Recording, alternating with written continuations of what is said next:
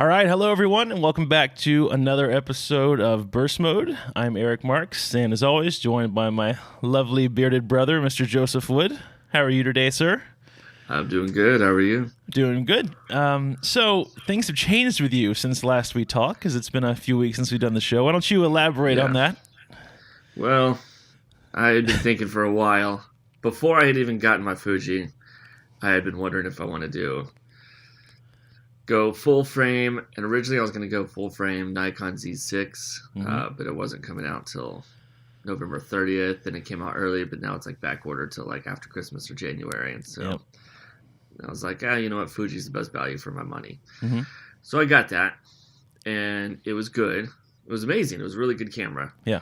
But I just didn't like shooting an f2 on a cropped sensor when I was shooting at 1.8 on a full frame sensor previously.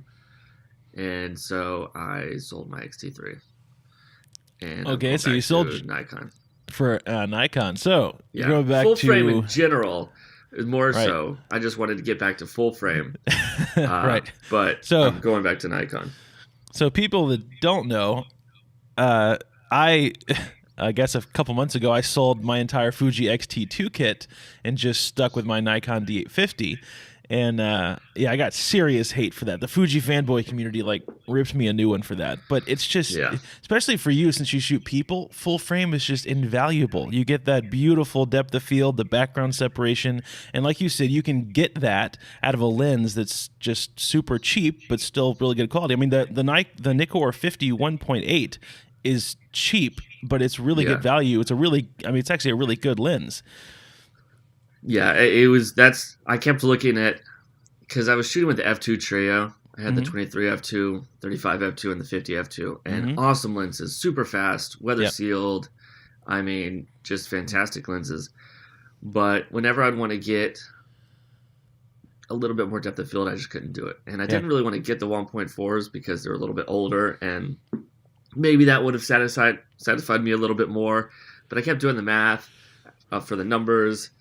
And I was like, man, Nikon has a 51.4 for like $300. Yeah. That's cheaper than the 35 f2 on Fuji. Yes. And I'm like, gosh, when you look at 50 millimeters on full frame, whether it's Canon or Nikon, there's like 100 choices for just 50 millimeters. Right. And then when we were looking at 24 to 72.8, there's like the new Nikon version, the old Nikon version, the new Tamron version, the old Tamron version, the new Sigma version, the options the old are endless. Sigma version. There's like a million choices that you can do. So if you want like maybe not the best optics or anything like that, no stabilization, you can get a 24 to 70 for like $400 or $500. Yeah. You know? Yep. And so I was like, man, there's just a million options for lenses on Nikon. Canon too. I think Nikon may have more. Yeah. And so I was like, I just missed that. And to know that the 51.8 that you can even buy like the D version, which I already have, for like $60. Right. I mean, it's like, so if I wanted the kind of that depth of field, not that I always need that depth of field, you know, but to know that it's there. Yes. For Fuji, I'd have to get the 56 1.2, which is an incredible lens, but it's $1,000. And so I'm like, yeah. And man, I don't know. So, all right. So I have a couple follow-up questions then that I'm sure our viewers are going to have. So first off, did you say which Nikon camera you got? D750. The D750. Okay. So comes in today. Yeah, I think that's it comes today? Yeah. Oh man, that's going to be awesome. Yeah. So the D750 has always been, I think, one of the best value for money full frames. Because a lot of people have said it's got really, really fast autofocus. For what it is, it's got really good low light, and it has the flippy screen, which you like. So you're gonna like that. Yeah, we'll see. Yeah, but it doesn't have touch screen, and it doesn't. I know that you're gonna miss your EVF. That's one of the things you're gonna miss going from the EVF. Will be the big thing. Right? I actually figured out how to turn on the touchscreen on the X-T3 because it's turned off by default. Yeah. And so, like, I went in, and it looked like where it said screen setup, and it said autofocus touch, all these things were already on, and I was like, okay, so why is this not working? So you have to go into buttons and dials, and that turns on the screen for some reason. Weird. Not under screen setup, but under buttons and dials. And so I turned that on, and I hated it because I would go to put the camera to my face and my nose would touch the screen, which would turn the options to like I forgot what it was. At one point it turned on like the intervalometer or something like that, and then it was just so I was like, the stupid thing.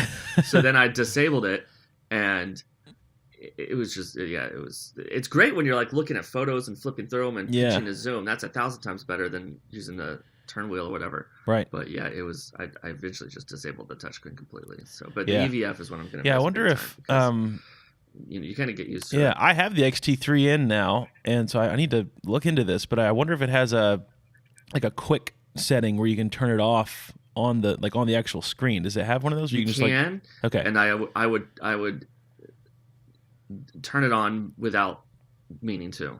So like if you touch a certain part, then it turns it on. And I've read most people when I was reading how to turn it on, because I was like, I can't get the stupid touchscreen on. Screen setup says it's all on. Yeah. Everyone said online they turned it off. Oh, there you go. Everyone did. They're like, yeah, we turned it off. I mean, if when you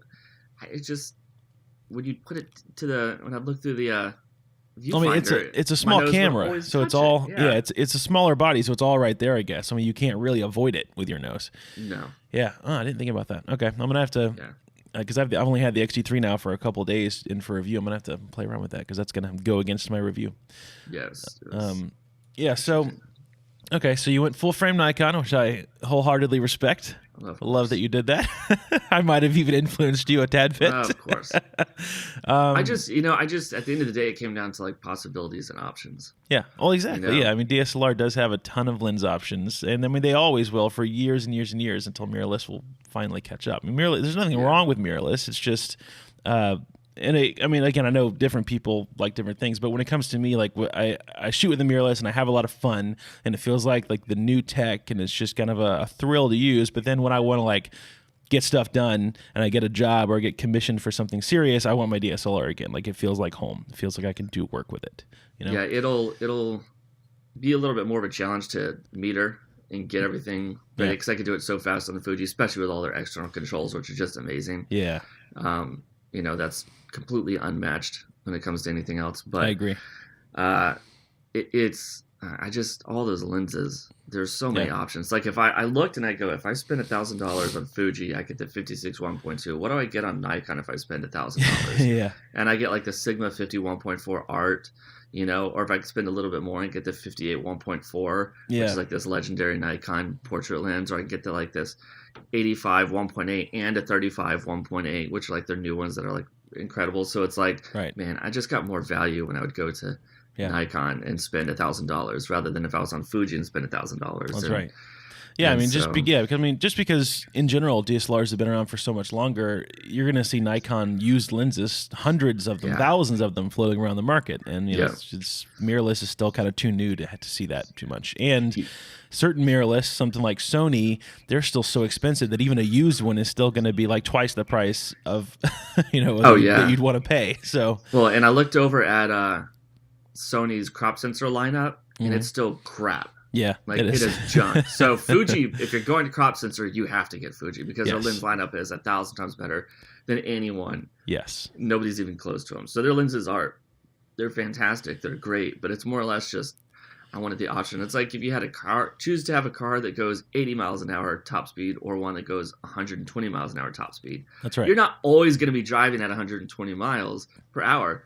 Yeah, but it'd be nice to know that you could if you wanted to. That's right. If you need it, it's there. And so that's what it came down to for one thing. There's other things too.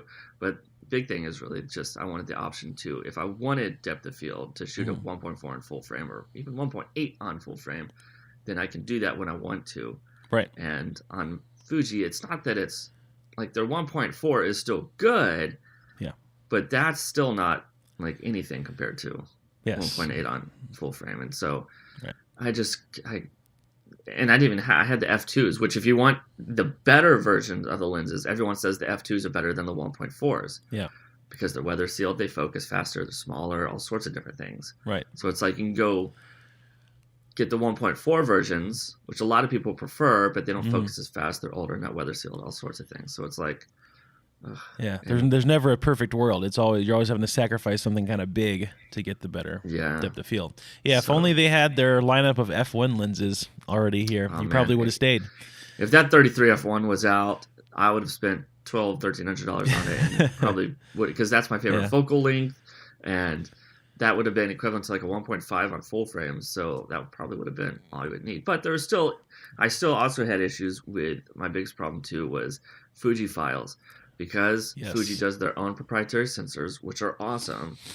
The problem is that people like Lightroom, Adobe, and others, they spend all their time on Canon and Nikon because that's probably where most of their customers are. Right. And so I assume, I don't know this, I assume they don't spend as much time with Fuji files because they're much harder to understand, and it's probably a smaller part of their customer base. So, Yes. like, if I put Fuji files into Lightroom, it was like hit or miss. It's going to look like crap, or it'll be just fine.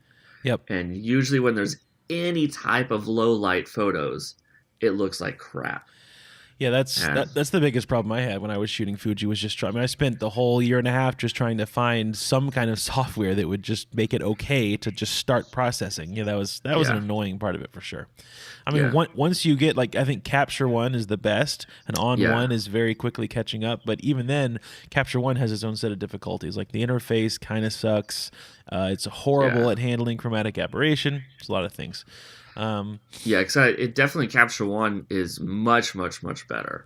But I've made so many presets in Lightroom that I use that I've just created, and I've tried. There's obviously no conversion method to get them onto Capture One, but I've tried going into each and every setting and changing that on Capture One, and it's not even close to the same thing at all. You know, like I feel like with Lightroom's tone curve, you have a lot of give and take. You can really move things down a lot, and it doesn't have a major like effect on it. In Capture One, you move their tone curve down like just a hair, and it's like bring everything down, and I'm like, holy crap! And I don't even think they have like a slider for whites and blacks. No, I don't think they do. They have, they have a couple of funky things. I don't think they have a clarity either. They have a structure, and then they don't have a dehaze slider, which is a big one in Lightroom now. Yes, there's a few things that is lacking. No, if there was a way to, no matter what processor you open up, to just have everything kind of very easily flow over to the next with presets and catalogs, that would be awesome. But I mean, if you're somebody else like Capture One and you're trying to convert everyone from Lightroom over, you know that one of the major reasons people stick with Lightroom is because of their presets, either ones they've made themselves or maybe some they've purchased, like film emulations or things like that. And you just got to think, man, we got to find some way to convert these over for them to just throw their files into this and convert them into Capture One. Like that would be, because you want to make it easy for people to leave. And so for me, I just couldn't leave Lightroom. And so there were some photos, if I was like, wow, this is absolute junk, then I would throw it into Capture One. And even pictures I was sending you of the shoot. I did 2 shoots this weekend. One of the shoots, I was like, why does this look like crap?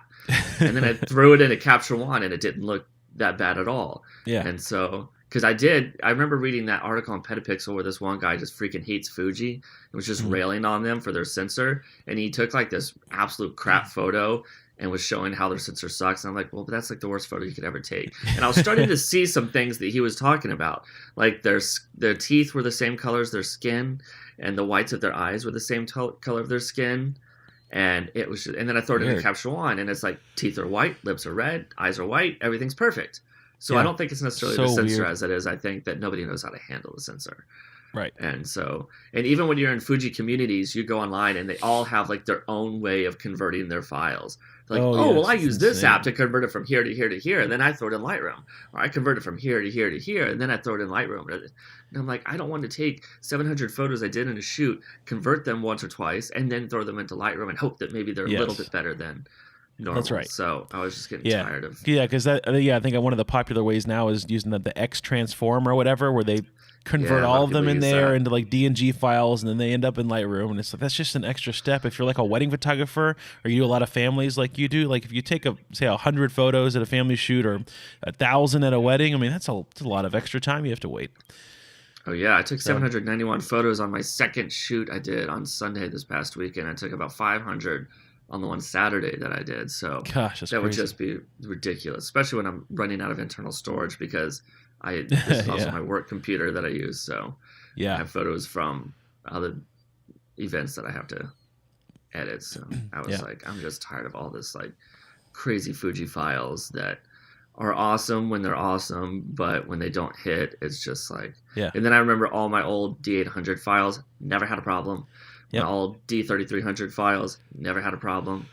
And you got to think too, they're going to spend more time on Nikon and Canon because that's the majority of their market, most likely. So Yep. I was just tired of that. Yep. I understand. I completely agree. It's a pain in the butt trying to figure out what to do with their files. Yeah. Okay, so I want to talk about one other thing real quick that just came to my mind because I Yeah. saw another article on this the other day, and this comes up a lot. I'm part of a big Fuji Facebook group, and this comes up way too much. So since you went from Fujifilm to Nikon full frame, you could have gone Nikon or Canon or whatever to get full frame. Yeah. There's going to be a lot of people that have been, oh, dude, come on. Fujifilm's going to come out with a full frame. It's right around the corner any day now. No. No. Fujifilm owns the APS-C market. They actually put thought into it. That's what they do. That's where their lenses are targeted towards. The lenses are a good value. Their camera bodies are a good value, and they're really good at APS-C. So in order for them to go full frame, they would immediately have, so pretty much right now they don't have competition. They would have a ton of competition with Canon, Nikon, and Sony. And why would they do that? So me and you were talking just the other day. We said that's exactly why they said, you know what, we're just going to skip full frame. We're going to go to another market where we don't have much competition. No. And they hit the medium format, and they're killing it at medium format. They already have what, 3 of them out now. They have the GFX, the GFX-R, and then the GFX something with the 100 megapixel version. I mean, so they already have 3. Not out yet, but it'll be out. Right. So yeah, I mean they're already killing it with that, and I'm amazed at the prices you can get on these medium format cameras. So right away they already kept their same thought process of creating really good value cameras and lenses, and they just skipped it and went medium format. So yeah, your thoughts are pretty much the same as mine. There's no way they're going full frame. I mean, No, they're not. Yeah, and I think their CEO has confirmed that indirectly quite a few times. Like there's no point. There's no reason for them to do that. They're killing it in APS-C. They're killing it with medium format. There's no way they're going to join a market where all of a sudden they have this big competition.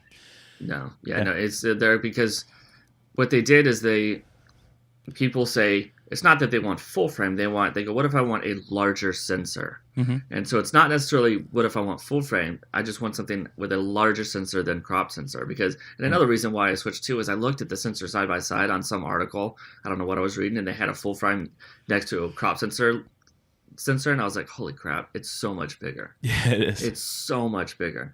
And so Fuji is, they're looking a little bit more down the road, and they're like, okay, so we have mirrorless technology, which allows your body to be a lot smaller when you have a bigger sensor.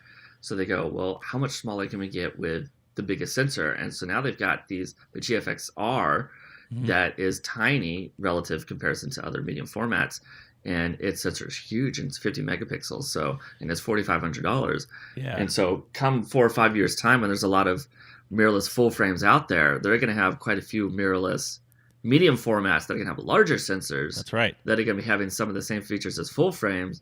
And now they're going to be tempting people to skip full frame and go to medium format. That's right, and see that exactly it. So by that time, when they've figured out medium format to make it much more like DSLR, who knows? Maybe they'll make the focusing just as fast as DSLR. Maybe they'll make it more like a DSLR just with that big chunky sensor. By that time, Nikon and Canon are going to be in a position where, well, crap, if we try to join medium format mirrorless now we have the biggest competition. What are we going to do? Fujifilm's already taken over, and then of course we have the Hasselblad, the X1D. That camera looks cool, but every review that I've seen, almost people that aren't paid or sent the camera, they always say it's an ergonomic nightmare, and it just doesn't work, as a camera should. Like it takes great pictures, of course, but the flow, the menu system, the buttons, it just doesn't really work. But I've heard really good things about the GFX. And the GFX-R looks pretty much like a medium format awesome. X Pro 2, which is awesome. It's a little cool. So it's great, and they're almost like creating another mini category because it's like you have medium format, which is like the bigger, like big medium format, Yeah. and they're using like sort of the smaller baby medium format. So it's almost like they're making another category in between full frame and like big medium format, because there are other ones. Because I believe aren't there like multiple sizes of sensors of medium format or something like that? Yeah. So the GFX and the X1D, they're not like true large medium format like something like the Phase 1 system. I think they're just like a little. I think they're some, I don't know, some like 20 or 30% smaller. So it's like a baby medium format, but it's still much larger than full frame. Yeah, so that's cool. So because gosh, you want depth of field right there. I mean, they have like a 63 2.8 or something like that lens, and oh man, it's just incredible. So I think, I mean, and the good thing is I still have an X-T2 from work that I use. And so I still got the X-T2 that I can use and play with. So I still have Fuji. And I'm sure and I would love to pick up like an X Pro 1, or maybe depending on how cheap the X Pro 2s will get in a year, pick up one of those to use.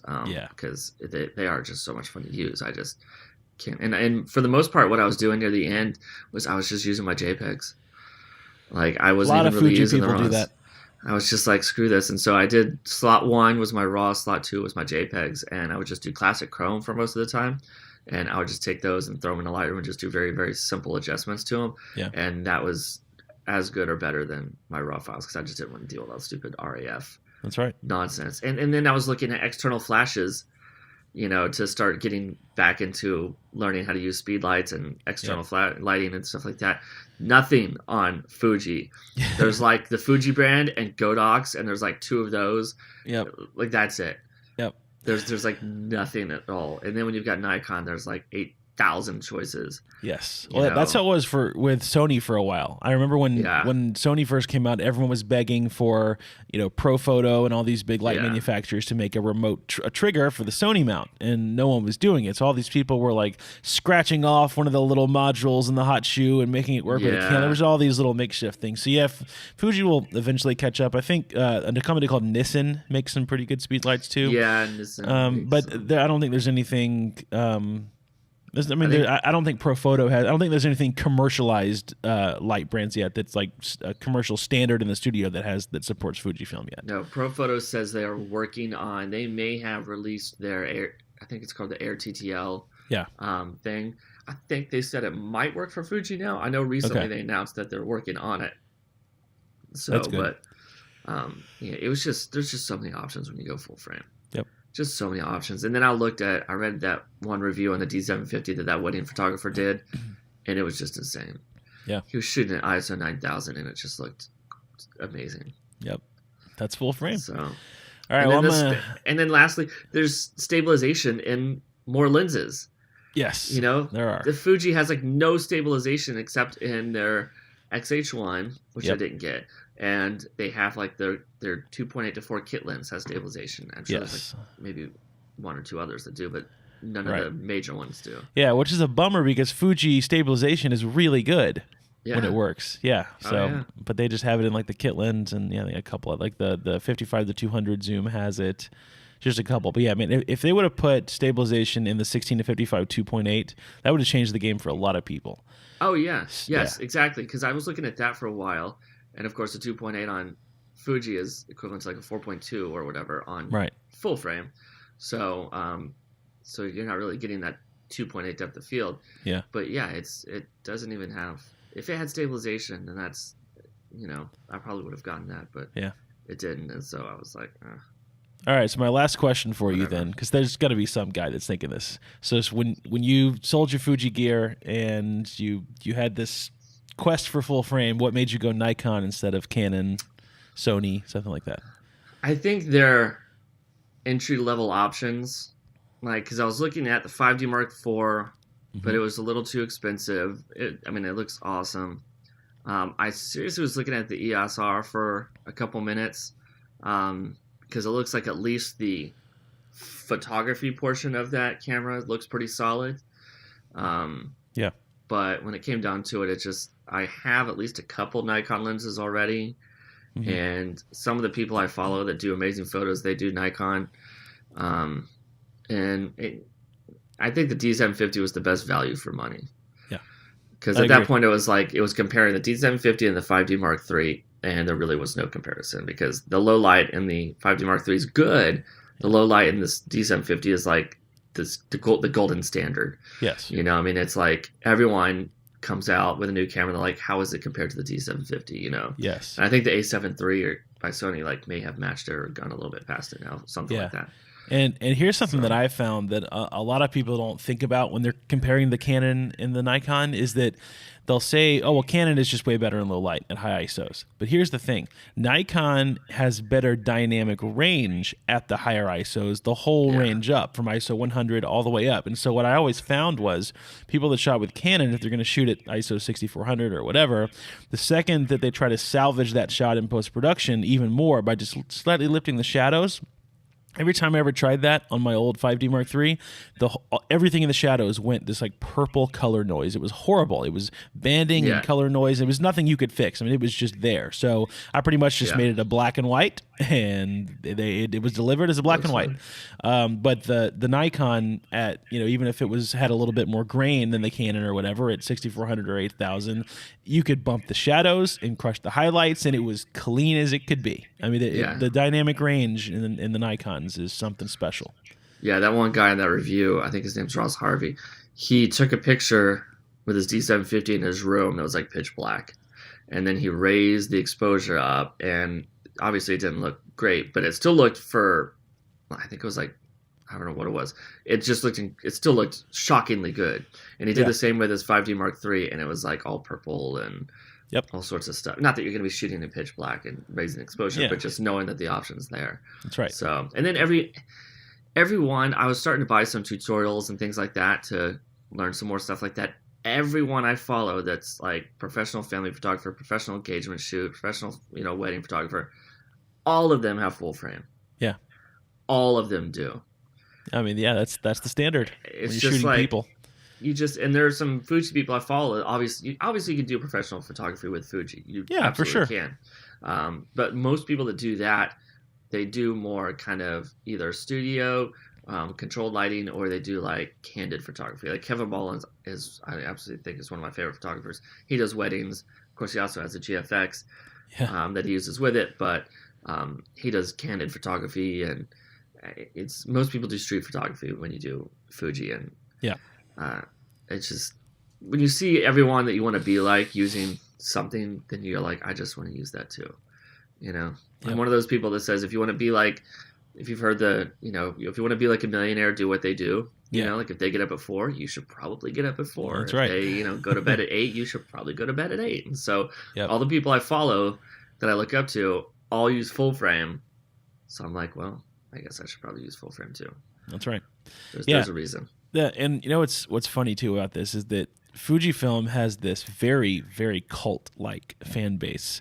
And what's funny about that is that even if you're still unsure at the moment that you bought a Fuji, these Fuji people will immediately go and reassure themselves by joining like a Facebook group or only following photographers on YouTube that shoot Fuji to just keep subconsciously reassuring themselves that they made the right decision. It's funny, they'll like ignore anyone else that shoots Nikon or Canon or Sony, and they'll just make themselves believe that they made this right decision. This is probably a topic for a whole new episode, because it happens all the time where these people will just ignore everything everyone else says, but just follow the people that are happy with Fuji cameras so they can tell themselves that they made the right decision. I see that a lot. Yeah.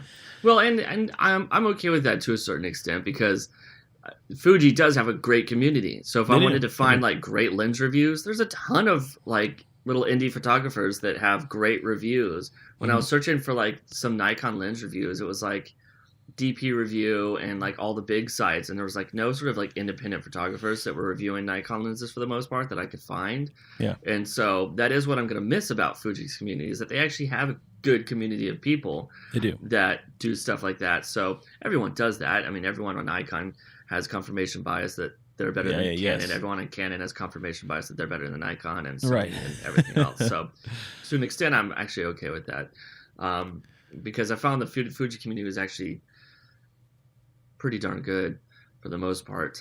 I mean, everything's good outside of DP Review. So as far as their forums go, and I got banned for Oh yeah, you got Posted a banned. photo. I got banned by some jerk moderator. I posted a photo and I'm like, guys, why does this picture look so muddy? And then everyone started like bashing the photo, and then I looked at their photos and it was literally like the worst photos I've ever seen in my entire life. Oh And gosh. they were like mocking me, my photo, and I was like, guys, why don't you take a look at my question instead of trying to mock my photo or anything like that? And they're like, the moderator private messaged me and was like, hey, keep the tone down. I'm like, what? They're mocking my photo. What do you mean keep the tone down? They're like, even right now, keep your tone. And then he just banned me. That's I'm like, just what just it's happened? just horrible. Yeah.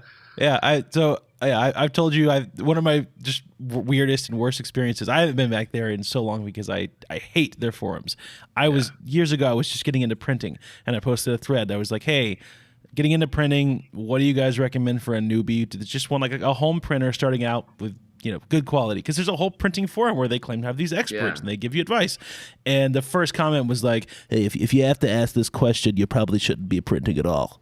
It's like, wait, what? I'm just asking for, I'm new. I'm admitting that I don't know anything. Give me some advice. And all these people were like, well, yeah, no, you should probably just use a DSLR. Wait, I'm asking a question about a printer. What are you talking no, that's about? Not... What? Yeah. So hashtag mirrorless sucks. Wait a second. Yeah, this is a printing thread.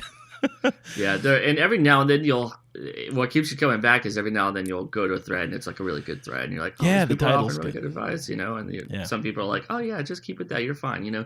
Yeah. But then you'll go and you'll be like, hey guys, I have $100. What's a good flash I can get for $100? You can't get one. They all suck. Save up, get this one for $1,000. Yeah. I'm like, I don't think you understand my situation. No. Just save up. It's not worth it. You can't get it. It's literally unusable. I'm like, I'm pretty sure people are using this flash to take photos. Yeah. No, unusable. Okay. All right. They just generally they completely ignore the question. Like, all right, guys, I'm looking at Nikon and Canon. What do you suggest? Sony. You got to go with the Sony. It's the only way to go. That's not what I asked, though. I want to know shoot film Nikon or is better. Yep. Yeah, it's they're I picture like forums. everyone in DP review is just like the angry photographer. Probably, yeah. They have every lens known to man, and they've taken 5 photos, and they don't post any of them online. That's right. I mean, I sent you the photos of that one guy that was mocking my photos. Oh and my gosh. I was like, is my photo really that bad? I didn't think it was. And so I looked at his photos and I was like, oh my gosh. These are like the worst photos I've ever seen in my life. Yeah. They got like he was using a Lego camera. Oh, it was so bad. It was just horrible. And it was just bad. And so I didn't say anything I don't want to like throw that and be like, well, your photo sucks. I think that's stupid. Yeah. I mean, but no. And then a couple guys below were like, oh, your photo's actually really awesome. So disregard those guys. I was like, okay, thank you. Yeah. So, yeah. It was just so dumb. I'm just looking for advice on like, hey, here's my, and I even had like my metadata and EXIF settings and everything like that up there in the photo, and I had it zoomed in, and then one guy was like, oh, your photos, I'm not even going to comment on the quality of the photo, but post to 100% zoom and your EXIF data, and then maybe we'll find out. I'm like, it was in the freaking post, you moron. It's you literally didn't even read my post because it's right there. Yeah. The moderator's like, whoa, calm down. And it's because those guys the people that commented have made like 7,000 posts. That's right. In DP review forums, and I've made like 30 or 40 or something like that. So obviously they're going to go after them and protect them. So I was like, I didn't even say anything. They're like, all right. And then they banned me from even doing private messages. So I couldn't even respond to the guy who banned me. Oh my gosh. Yeah, DP review has some serious problems. Yeah. I can't stand their forums. It's just a bunch of hate. Okay, well, so you're going Nikon full frame. I'm happy for you. Since another Nikon Christmas miracle. Welcome home, Joseph. Yeah, and then I'll have I have a 51.8D that I can use. Yep. And I'm buying the Tamron 24-72.8 G2. Oh yeah. But my money from eBay will probably hit my account next March. So that's probably when I can get the lens. So it's weird because eBay is so convenient because it's just so easy. Mm-hmm. But man, if you need money in a flash, do not do eBay because it is the slowest. You get paid, and then they hold the money, and then you ship it, and then once that person receives the shipment 3 days after that, you can get your money. That's crazy. And so it's like, oh geez. So I think the X-T3 should arrive at the place today. So then maybe by like Friday or Saturday, I can get my money in PayPal or whatever, and then I'll get my lens. Yeah, you're gonna love the G2. That's a great lens, and the 24 to 72.8 on a full frame is just it's great. Oh yeah. Well, It's that's like a 1.8 on Fuji. So I would be Yep. from 24 to 70. I'd be shooting at a lower or a more shallow depth of field than I was with my f2 primes on That's Fuji. right. That's right. The whole way through. So Yep. And that's a really versatile lens too. So you can do your people photography. You Yeah. can do landscapes. I use my 24 to 70 for Yeah. landscapes most of the time. yeah, and then I can build up some primes over time. Yep. So they came out with the 24 1.8 that looks awesome. hmm Um, The 85 1.8 is awesome for the 85 value. 1.8 is awesome, and Yep. yeah, I mean tons of them for like $300 or $400. That's right. Like really, really good lenses for $300 or $400. And so with Yep. Fuji, their entry level lenses were like $300 or $400. Yeah. So All right. So you're going full frame. Yep. You know, like I said, welcome home, Merry Christmas. You finally smartened up. No, I'm just kidding. All right. So what's the next Hey, topic this you want time to cover, last Joseph? year- About this time last year, by the way, to give everyone our little background. Oh, yeah, I you should switched tell from them an this. A6000 to a D800 yes. because I got a text from somebody saying, "Here's a D800 that you can't pass up." And I was like, I was "This so is a happy really for good you deal." too. I was like about to purchase the X-T3 at the Yeah. time. I Yeah. was like, I had it like almost in the cart, ready to purchase, and you're like, "Dude, this D800," and it was a really good deal for the D800. Yeah. Had like no actuations on it whatsoever, and so I was Yep. like, okay. So I got it, and so D750 will be a little bit faster. So Yes, definitely. That's So- yeah, and 24 megapixels on full frame is a really good middle of the line. It's not too much. Yeah. It's still allow them to put the technology in there to have faster autofocus and better low light capability, all that. yeah, You'll like it. And then from there you can upgrade to the 850. The D850 will be your That's next. right. Yeah, baby. yeah, and then maybe wait for the Mark II versions of the mirrorless ones. Yes. So I do All love right. mirrorless. Do you want to quickly cover the 2 reviews you found on? Speaking of DP review, Speaking of DP review, which their website is okay. yeah, It's their their reviews are forums that we hate because they okay. Yes. their articles seem to be fairly normal and straightforward. So, yeah, so they finally released the EOS R and Z7 reviews. Mhm. And surprisingly, I thought maybe the EOS R, I thought they'd be closer in score. And of course, Yep. they all have different pros and cons that are different from each other. But the EOS R really didn't get a great review. Got a Yeah. 79 overall, which of course is good. But yeah, they were not big fans of it. Yeah, so Um, 79% the ESR, the Z7 got 89%? 89% 89%. on the Z7. Now see, that's better than I thought because I thought That's that much better than I thought. yeah, I thought that the Z7 was going to be, I mean, not that it's a bad camera at all, but it was going to be a little bit of a stinker compared to the Z6 and Yeah. I just thought the Canon people in general. I think one of the guys that used to review stuff on the DP review channel, I'm pretty sure he was a Canon fanboy. So I don't know. wow. I just kind of thought that the ESR was going to get a better review through DP Yeah. review. I thought they would both be around 80 to 82 or something like that. Yeah. That's what I thought. Maybe they would both be around. And so, but all of their problems with the EOS R are pretty much what everyone says. Their crop sensor for 4K is insane. Yep. I was watching a review. I forgot who it was. Just some random video YouTube suggested. And the guy was reviewing the EOS R versus like his buddy who had like a Sony A7 III, and the guy was filming with the A7R, and his buddy was just trashing it. And he was like, "No, it's awesome." And then he got his face like so close to the camera, and he's like, "This is what your camera would be with its stupid crop from 4K. My face would be this close because it's a 1.7 or 1.8 crop in 4K. That's worse than Fuji's X-T3, which has incredible video. That's and right. So, yeah, rolling shutter apparently on the EOS R is ridiculous. Oh, that sucks. Apparently, it's some of the worst rolling shutter on like any Come modern on, camera. Canon. Gosh. Yeah, and Yeah, I see. I'm looking here. So we'll post the links to both of these reviews in the show notes so everyone can take a Yeah. look. But and at the conclusion pages, they have like a what we like and what we don't like section. And so I'm reading the first thing they Yeah. have on the EOS R is dynamic range and noise performance Dynamic lag range. behind the competition. Like what? yeah, That Canon has always done that. You'd think with a whole new breed of camera, they would at least try to fix that. And then this is something Yeah. disappointing. I'm looking down here at what they don't like. It says dual pixel autofocus is surprisingly Yeah. unreliable in video shooting. That's Yeah, which is crazy weird because Yeah, I mean, Canon's known for that. I bought the Canon SL2, the cheap little DSLR, because it has dual pixel autofocus, just as my It's vlogging awesome. camera when I'm out. Yeah, it's great. It never loses track of my face. Even I was shooting last night at that waterfall I was at that I sent you a video Yeah. of. I was shooting there like past sunset. It was almost pitch black, and I was at like 6400 ISO on the SL2 in video. It was going to be grainy, but it never lost track of my face, even once. It was so good. So yeah, that is the key word there is surprisingly unreliable, is what they Well, said. and So. you know, sometimes things are subjective, you know, and Yeah. I mean, that's why you got to read a bunch of different reviews, because one of the photographers I follow, I like a lot, Sam Hurd, who is really incredible. I do his Patreon. I actually post a lot of videos and stuff like that, and he'll even respond to when you do stuff.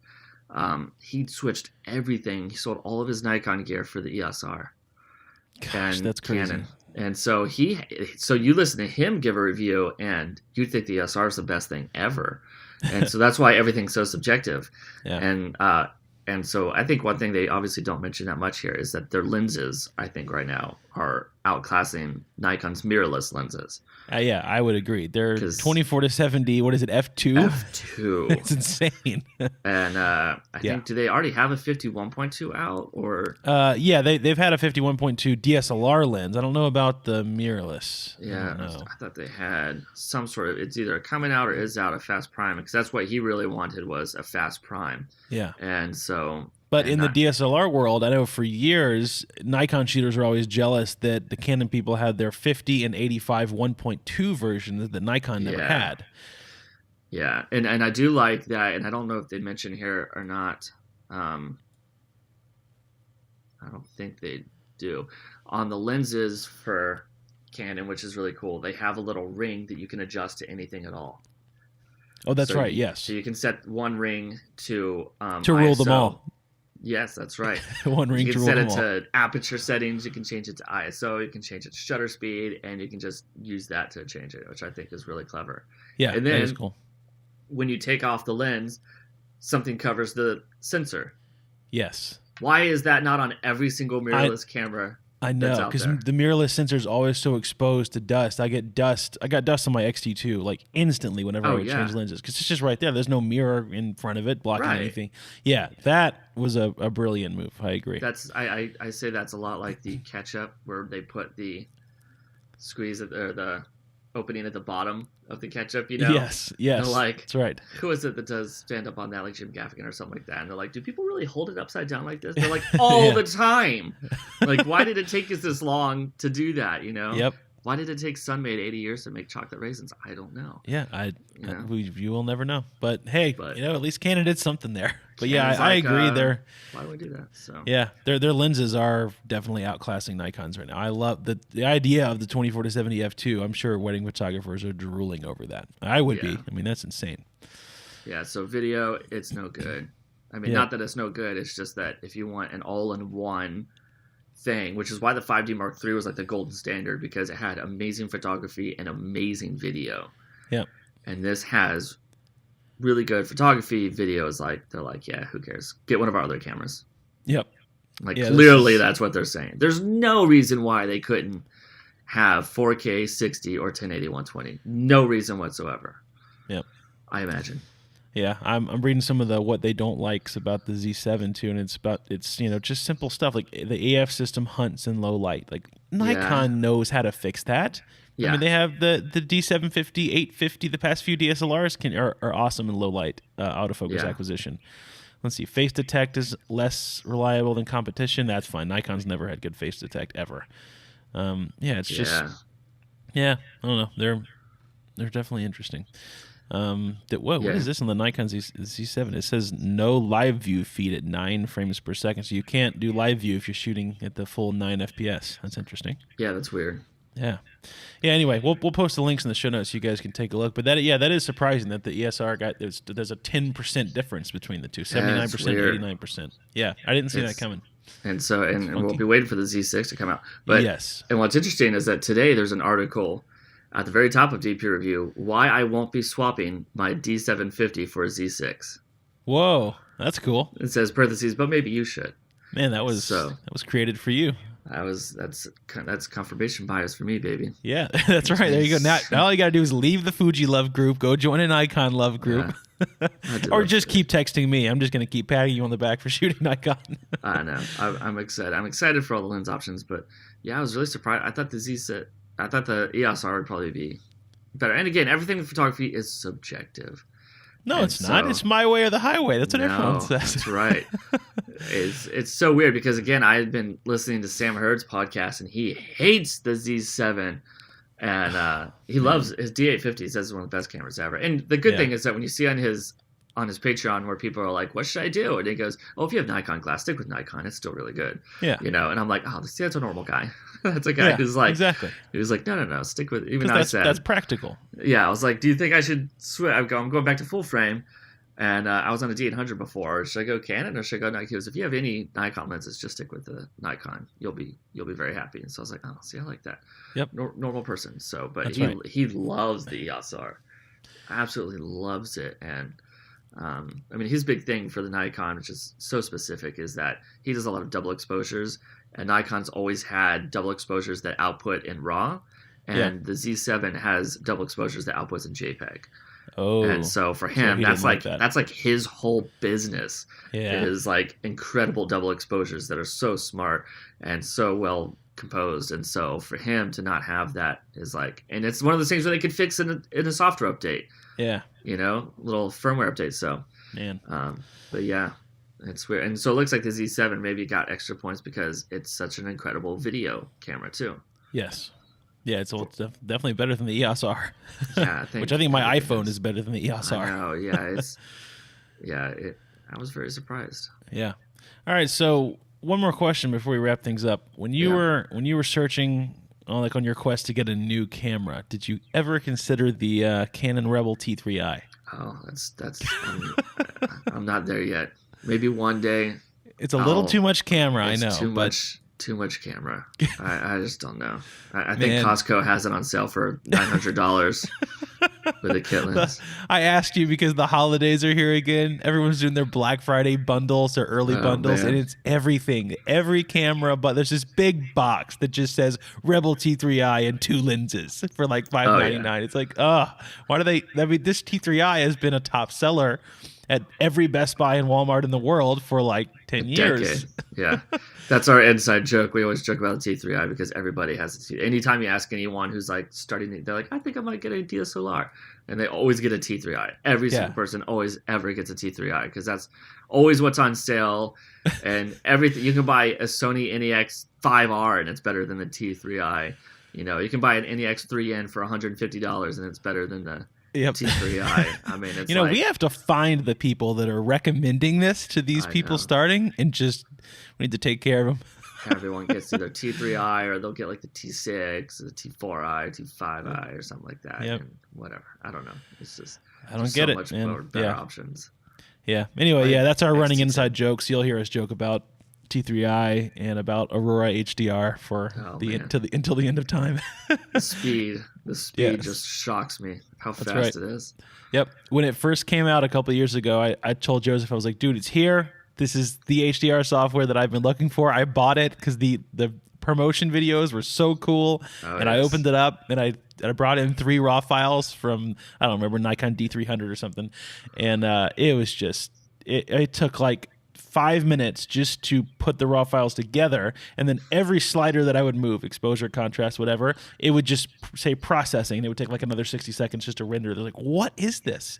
And pretty much every version they've come out with, it's just gotten a little bit faster, but it's still at that little processing thing. You could beat Red Dead Redemption 2 in the time it takes to process yes, 3 raw files on your D850. Right here, I got my copy. You haven't opened it yet. I haven't opened it yet. I got to play it. I'm playing it tonight.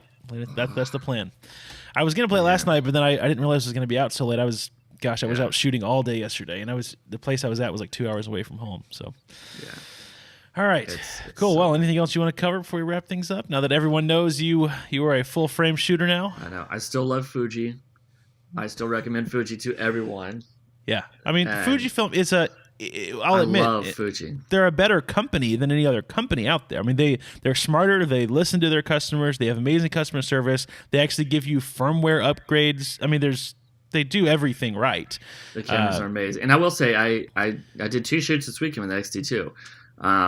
And I've got a couple more coming up, and hopefully I'll have my new lens for my Nikon sometime before then. Yes. But I actually think I had the silver X-T3, and I did the shoot with the black X-T2, and I think I like the all black body better than the silver is great, but it feels more like a fun luxurious camera. Yeah, like it feels like you are like, this is sort of like my film camera. It doesn't feel like a professional tool, or I don't know, it's hard to explain. But then I picked up the all black X-T2. I'm like, this feels like a camera, more like a DSLR type of thing. And so I know what you mean. I would say if you have a chance between silver and black, I would say maybe go with the black. Yeah, it's sleek and simple. It's me, and I like it. Yeah. It feels more of a luxury item. Yeah, and I'll probably end up, I may even get an X Pro 1 in the future just to have, because you can probably get them for $300 or $400 at some point, and that'd be a great little second body to have around her. So, I love Fuji. Fuji's amazing. And the problems weren't necessarily with Fuji themselves, as it was just... Yeah, I was just trying to fit your needs for what you're doing. By virtue of it being a crop sensor, I just was missing out on things. And not that I always need 1.4 on a full frame, but to know that it's there for very cheap. That's right. I like that. Yep. All right, cool. Well, you good? You have anything else you want to cover? We're wrapping it up today. All right. Awesome. Well, by the way, we hope everyone has a great Thanksgiving. We're recording this the day before. So, if you're in the U.S., have a wonderful Thanksgiving. Enjoy the time with your families and take lots of photos.